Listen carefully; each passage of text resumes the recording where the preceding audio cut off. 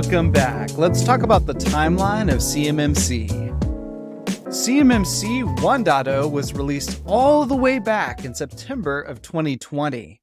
CMMC 1.0 was released as an interim final rule, and this rule also implemented the NIST 800-171 DoD assessment methodology.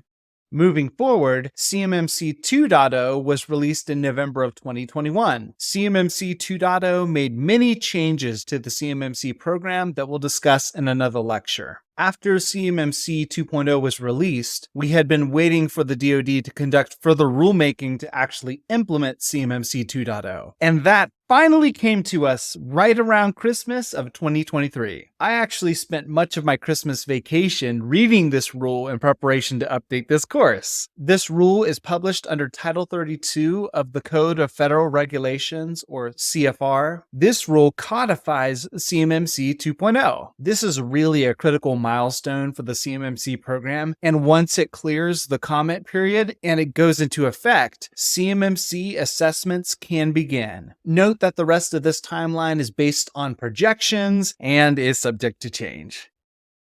The CMMC program rule that we just talked about is expected to be finalized in the first quarter of 2025. And when I say 2025 quarter one, I'm talking calendar year, not government fiscal year. And as we just mentioned, CMMC assessments can begin when this program rule is finalized, but there is another dependency before DoD will begin phasing CMMC into contracts. That phase-in process will start after 1, the 32 CFR CMMC program rule we just discussed is finalized, and 2, when the rule revising 48 CFR DFARS 252.204-7021 is finalized. The DFAR 7021 clause is what will be inserted into solicitations and contracts, and this is the trigger that will specify a CMMC level requirement for a contract. And to be clear, DFAR 7021 does exist today, but the DoD is revising it. Once this new rulemaking activity revising DFAR 7021 is complete, the phasing in of CMMC into contracts will begin. Let's dig further into these phases. DoD will be phasing in CMMC across 4 separate phases. They say one of the purposes of the phased implementation is to ensure adequate availability of C3PAOs and assessors to meet the demand. During the phase-in period, they say that DoD program managers will have discretion to include CMMC requirements in accordance with DoD policies. They also say that early in the phase-in process, they may elect to waive CMMC requirements for specific contracts. All right,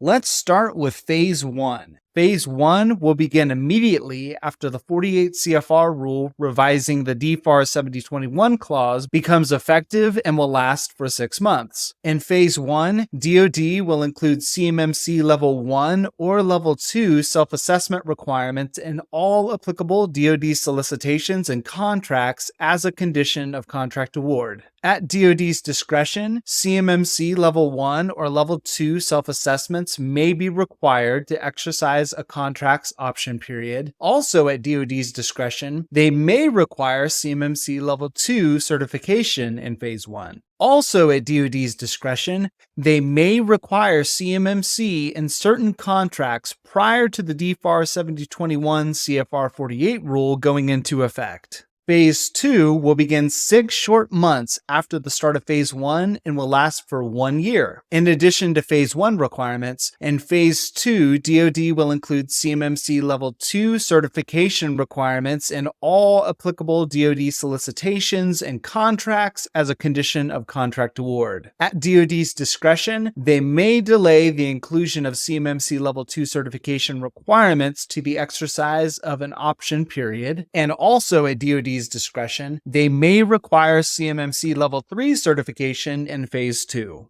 Phase 3 will begin 1 year after the start of Phase 2 and will also last for 1 year. In addition to Phase 1 and 2's requirements, in Phase 3, DoD will include CMMC Level 2 certification requirements in all applicable solicitations and contracts as a condition of contract award and as a condition to exercise an option period. DoD will also include CMMC Level 3 certification requirements in all applicable solicitations and contracts as a condition of contract award. At DoD's discretion, they may delay the inclusion of CMMC Level 3 certification requirements to the exercising of an option period. Phase 4 will begin 1 year after the start of Phase 3. After Phase 4 begins, every applicable solicitation and contract will have CMMC requirements as a condition of contract award and as a condition to exercise an option period.